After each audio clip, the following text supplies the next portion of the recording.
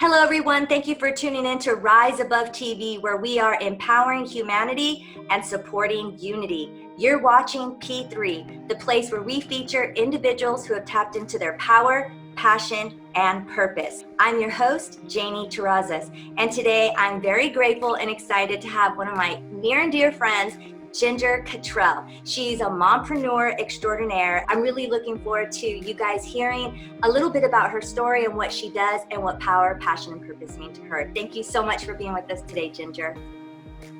Hi, thank you so much, Janie, for having me. I love you, love you. This is going to be so much fun. I know. Ginger and I met in California, and she was a child actress. You were part of the whole Disney thing.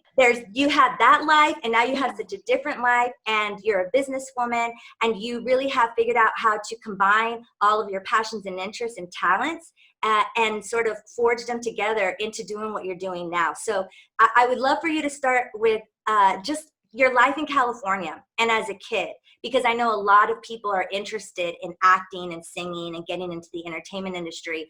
And there's a lot to it that people don't realize. It takes a lot of, so much. Oh my God, a lot of grit.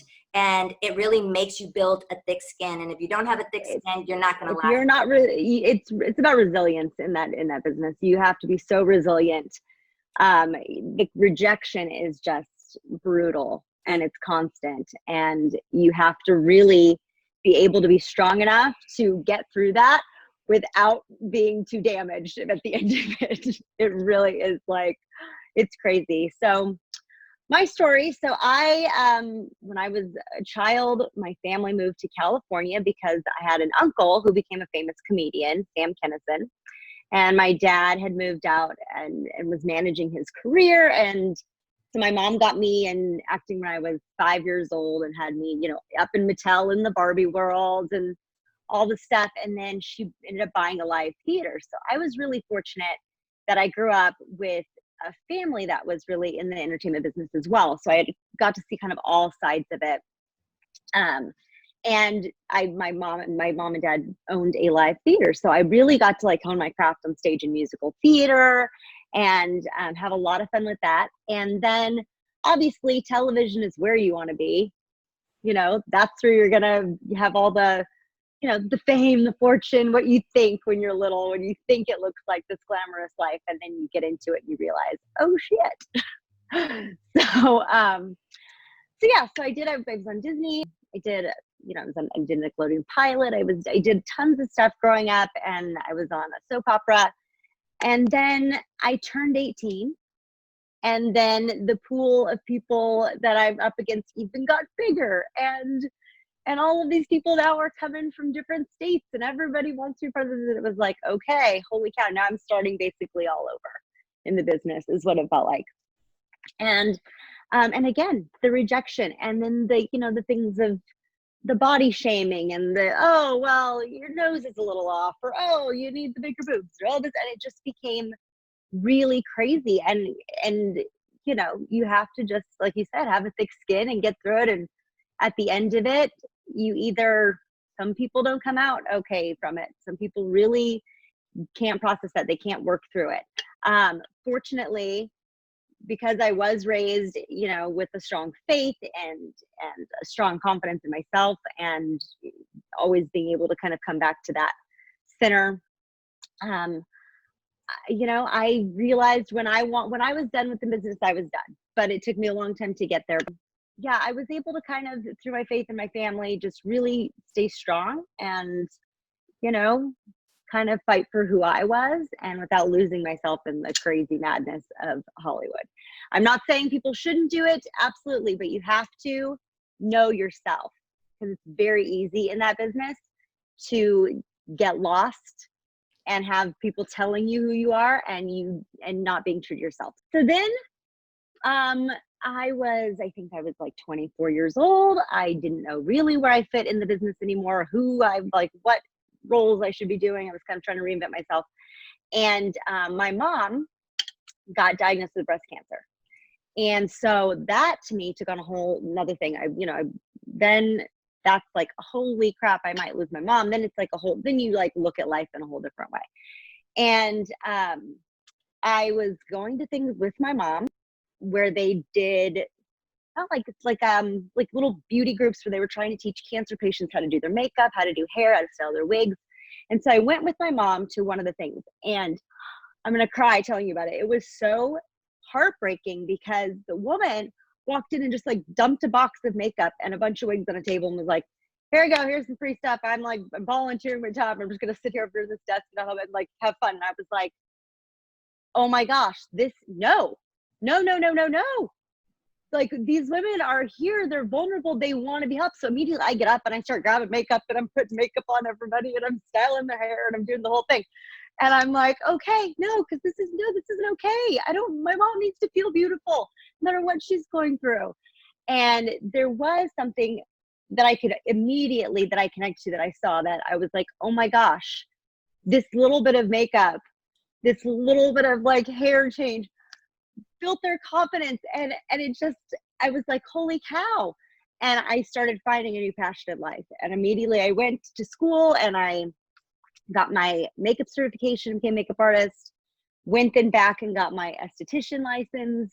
And then later started going for cosmetology. I just kind of like did it a little slower. I guess I could have knocked it all out in one thing, but I was like, specializing in this and this, and then I'd add a little bit more to it. And then I went and got oncology trained to be an oncology trained esthetician so that I could really focus on helping women going through cancer treatments and things like that feel confident in themselves and feel loved. And so that just kind of became my passion. And then obviously I had a daughter then, when I was 29, and then now I've got my 2-year-old son here now 8 years later.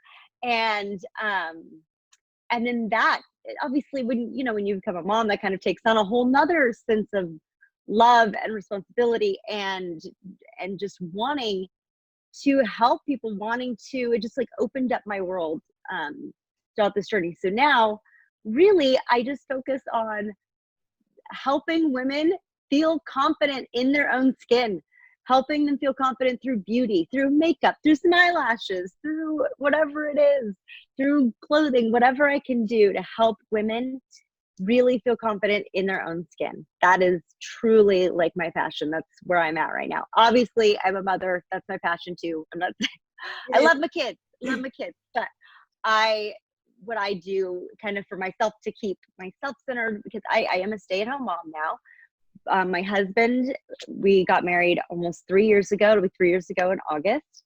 And he just really allowed me to come into my passion and really supported me with love and everything.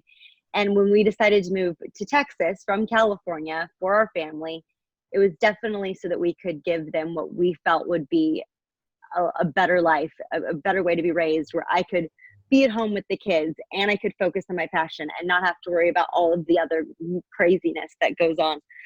So I'm so fortunate that I'm in that situation where my husband is supportive. It's very important to have a strong support system and people around you that support you and love you just, for yourself and love your passions. And you couldn't do it without a support system. It's really, so that to me is, my power is kind of my support, the support and love that I receive. I'm able to then be able to go out and support and love others because of it. And I feel blessed, I really love that you touched on not losing yourself, really knowing who you are, and really understanding the importance of having a good circle of people around you. Throughout life, you had your family there. Not everybody has such a solid family like you do. And you also mentioned your faith. And if I'm not mistaken, I think your father was a pastor, wasn't he? Yeah, absolutely. He still is. He still has his he just does it online on his Facebook, and every Sunday he gets on, he's on there, I think like 10 a.m. Pacific Standard Time every Sunday. And it's called like the Gospel According to Kinnison. And he gets up there and he preaches all about love. He came from a Pentecostal background and then transitioned into this like non-denominational Christian preacher. Yes. And so his religion is love. That's what it says. So he just gets up and he speaks the word and goes through all of it and prays for people. And So yeah, I mean, I definitely grew up. Both of my grandfathers were ministers. My uncles, my dad. So yeah, You grew were up from a long line. I was one of the preacher kids. Yeah, and you know what's so interesting too is you also got into singing and performing. I know you mentioned the theater, but you had your own little act for a while, and that was sort of that wild kind of crazy side of Ginger. And so you really had two different sides to yourself. How was it when you were doing that in terms of like your faith and what the image that you were portraying? How was that? Like I've said, I have a supportive family. When I started writing music, well, first I should say my uncle was a very controversial comedian. So they were already kind of conditioned, I think, That's true. to understand that um, even though you may, cuss or, be a little bit more out there, a little bit more provocative, it doesn't necessarily have anything to do with how you feel about religion or your spirituality or faith or anything like that. So I was kind of fortunate that he kind of already had laid that path a little bit by being such a controversial comedian. And people always thought like, oh, did he lose his faith throughout this? Or, or why, because he was doing jokes about Jesus and all this stuff. But no, that's like really how he just thought. He was like, why are we talking about this stuff, man? Yeah. Why is it taboo? No, he was a preacher before that. He's like, no, I still have my faith. He when he passed away, he still was a very strong believer. And that's how I felt too. I felt like I shouldn't have to choose because I did write a lot of the music I wrote was about my own life or about how I felt at the moment. I mean, I wrote a song called Disney Effed Us Up, and so I didn't feel like just because I'm being a little bit more boisterous or provocative or like, that's how I was thinking at the time. That's how I was feeling. And that shouldn't have any bearing on my belief system and my values or anything like that. Absolutely. I wasn't hurting anybody by doing it, Yes. I just was expressing myself in a new way and trying to kind of find my way in my early 20s and kind of navigate that. Yeah. And so that's just what it looked like for me. And to me, that is so huge. You like being able to comfortably express yourself. So many people are worried about what other people are going to think. Mm-hmm. And oftentimes too, they always say, don't judge a book by its cover. We're so quick to judge people's character and to just put them in this box, and you really were breaking all of those sort of lines and rules and boundaries and things of that sort.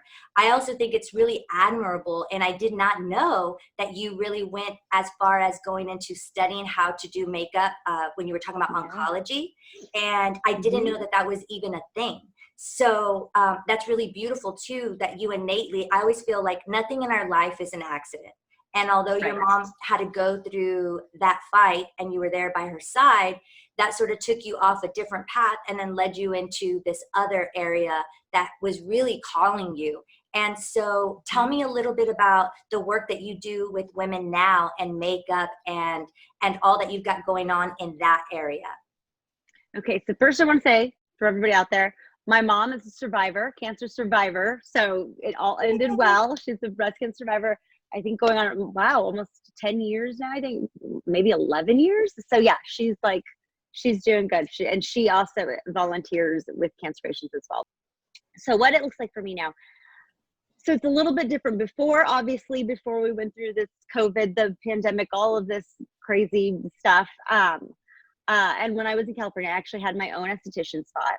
And so I was working hands-on with women and trying to donate my time when I could in different ways. And then also just trying to give everybody a great experience, build their confidence, help them kind of find whatever they're looking for at that time, whatever they need, trying to feed it through makeup. I do magnetic lashes. And so it's really great with, patients that are going through chemo, they lose their lashes.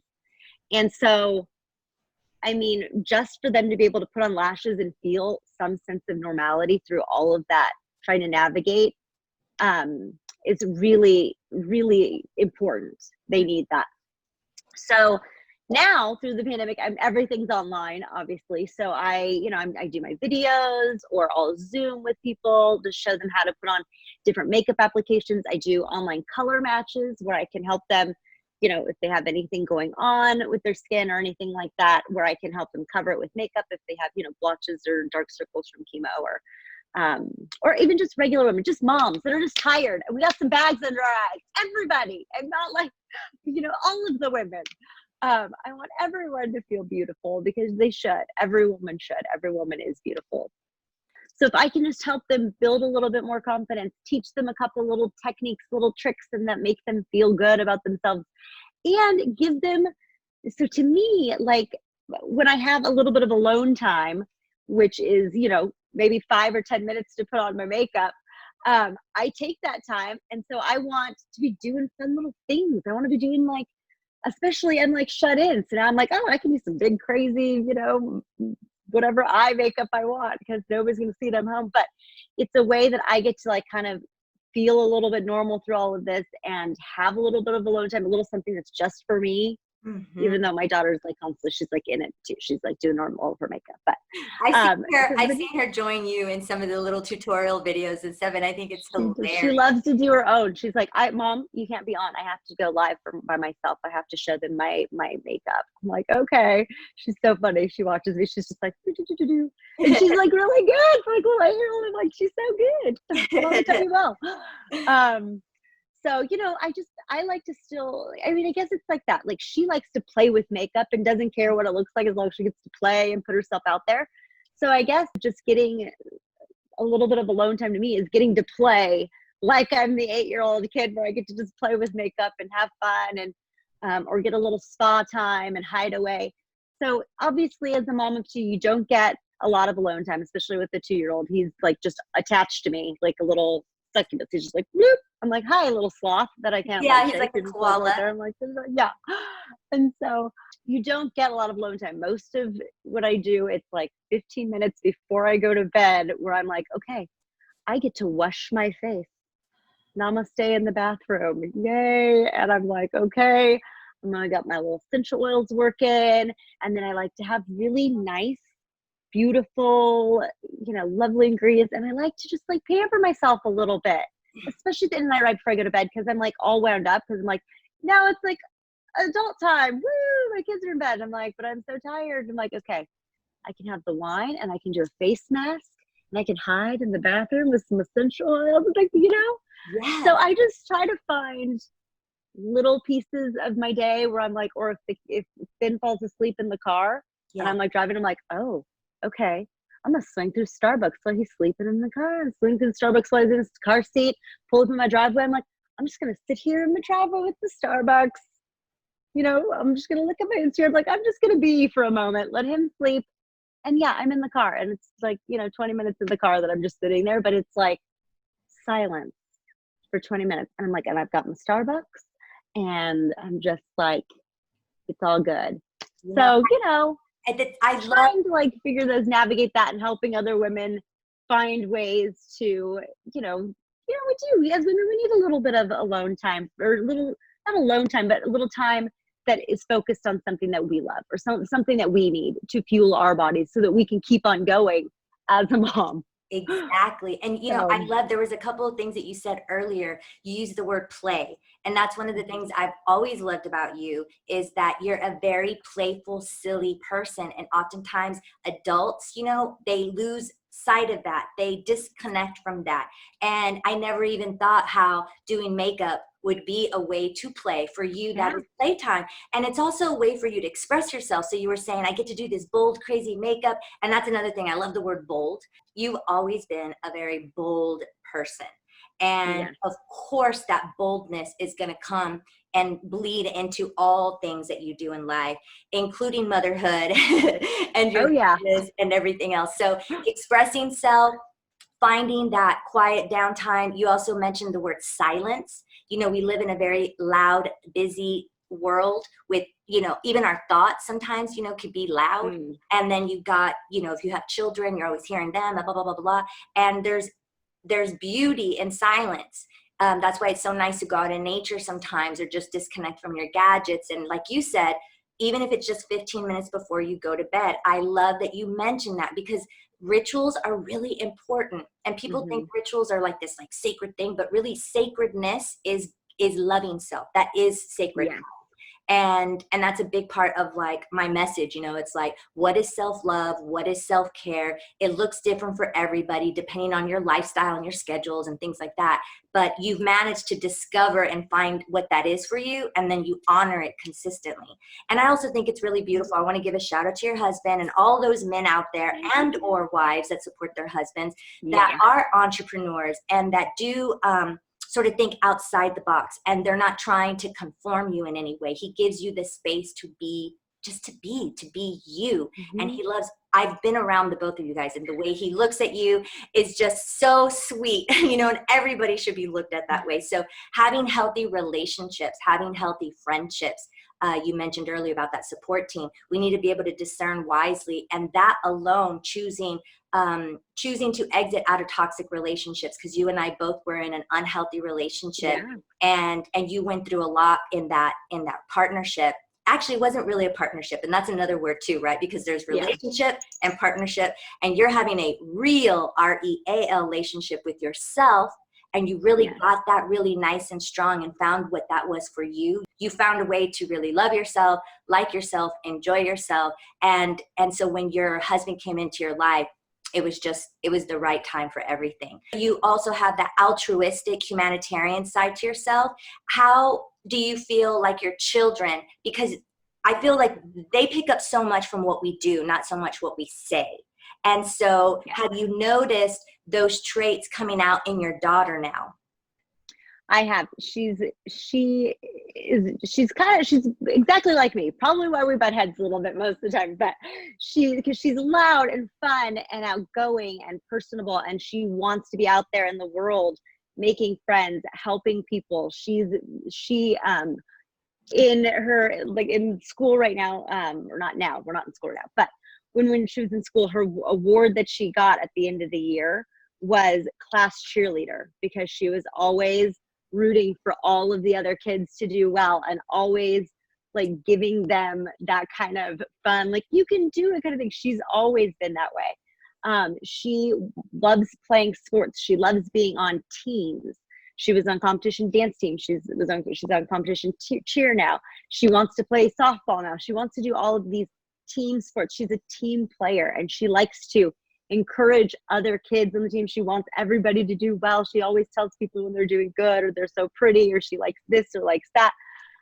So yeah, I do notice that, and it makes me so proud as mom. And when she got that award for, class cheerleader, where she's always supporting everybody and building each other up, I was like, okay, mama, pat on the back. You're doing something right. You're showing her to do something. Because you don't know, because I get frustrated. I'm an emotional person. I'm very loud. I don't hold anything back. And that means from everybody that knows me, I'm very much an open book, and including my kids.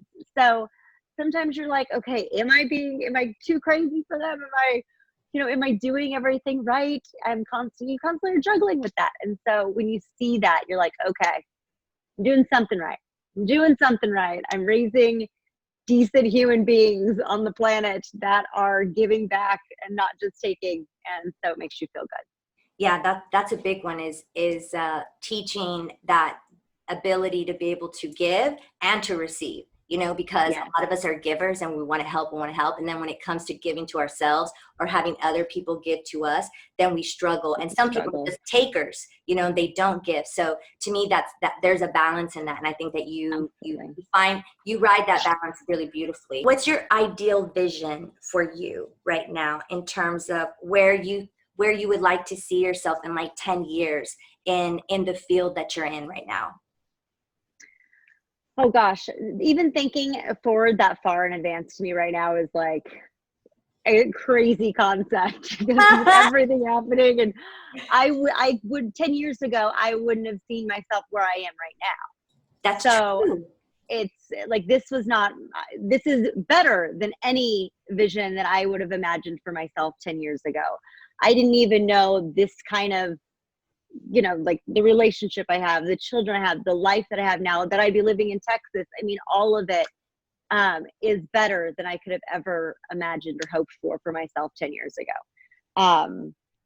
So with that being said, in 10 years, I hope to just keep continuing down this path and keep discovering new ways to, be about my passion, discover new ways to help other women build more confidence, and just kind of grow a larger networking system of just all women that are like-minded, grow more friendships. I'm here in Texas, and I think, you're one of the only people I really know this well. Like, in a sense, all of my relationships here are still very new. We've only been here for a year. So yeah, so in 10 years, I hope to be surprised.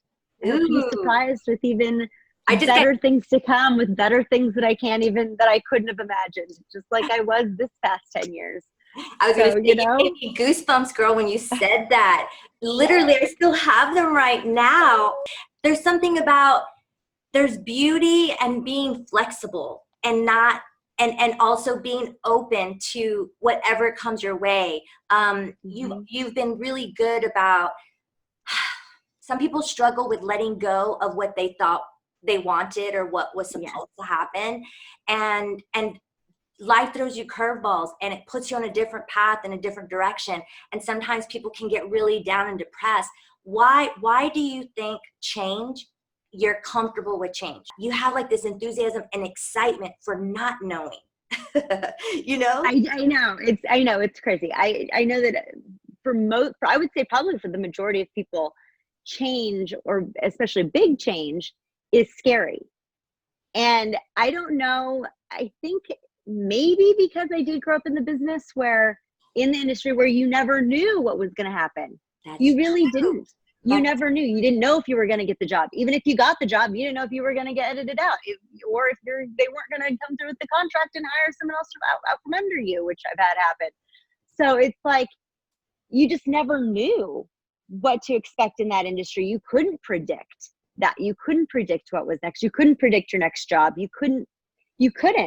And so I think I was forced at a very early age to get comfortable with having faith and trust and just kind of going into the unknown, looking at it with a different mindset of just being like, oh, well, you can't control it. Here we go.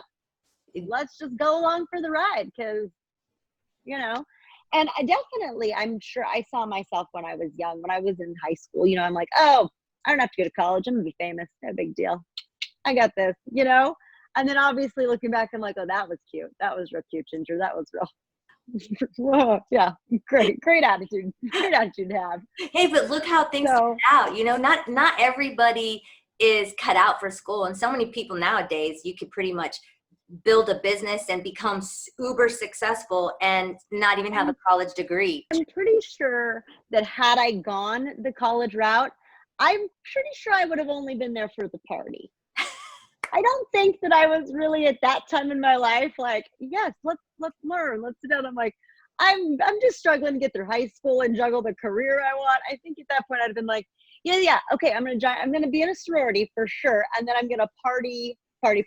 Like, it would have been the most expensive party of my life. So now, like, looking back, that was the right choice for me. I do now. I'm like, oh, I regret it. I wish I would have gone and got a degree and gone to college. My kids definitely are going to college, my husband to college. And now I've been talking with my husband where I'm like, I think maybe I want to go back and get my degree. Like, go online, and why not? Yes. And just to have it, and like maybe learn some other things along the way that are going to help me. I don't know how yet. Don't even know what I want to go for yet, but I know that I think that might be one of my next steps. So I'm like, I think I'd like to do this now when I'm, where I'm mature enough to do it and focus and really get the most out of it. I think it's going to be benefiting me more than it had I gone back then. But,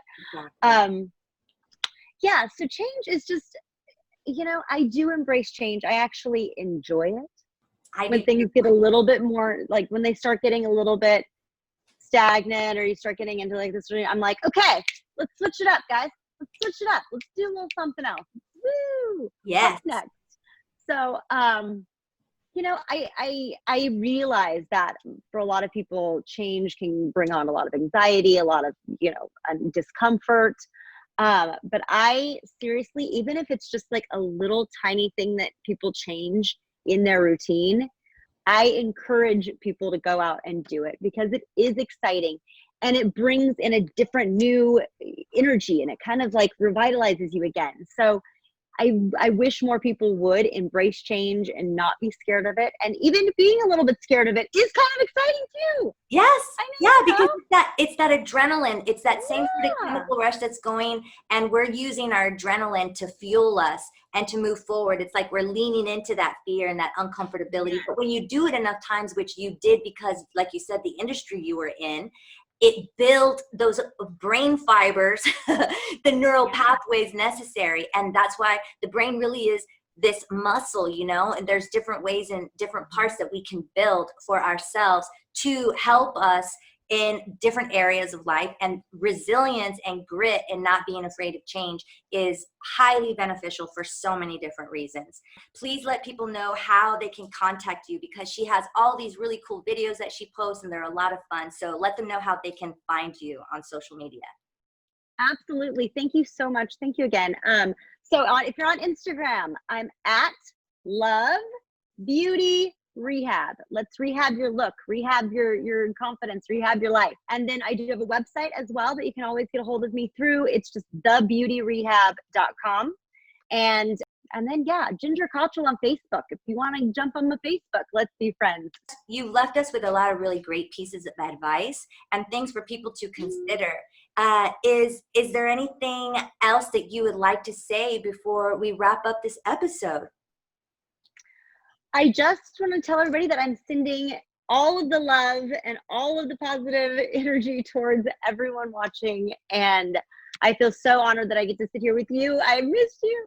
And get to have this wonderful and get to share. This is so great. So thank you. Thank you so much for having me. Thank you to everybody that watches to make this even possible so that we can share our love and our passion. The goal is to leave this place a little better than the way you found it. And so I definitely feel that you do that. You add glitter everywhere you go. She sparkles. And that's what we need more of. I do love a little sparkle. I wish I could just throw sparkles on everybody as I walk through life. Just like pixie dust all over. Exactly. We totally need more LOVE for sure. And thank you so much for sharing your love with us today. And I want to wish you a continued success on all of your endeavors, and blessings to you and your family. Just thank you. I'm so grateful. And I wish nothing but the best for everybody watching. Everybody deserves love. Everybody deserves to be happy. Yes. So, awesome. Thank you so much. And thank you everyone for tuning in to Rise Above TV, where we are empowering humanity and supporting unity. Your likes, follows, and shares are greatly appreciated because they help spread the love. Subscribe to our YouTube and podcast channels. Tune in next week when you'll meet transformational coach Angel Santiago. You aren't going to want to miss what he has to say about power, passion, and purpose. Till next time, peace be in us.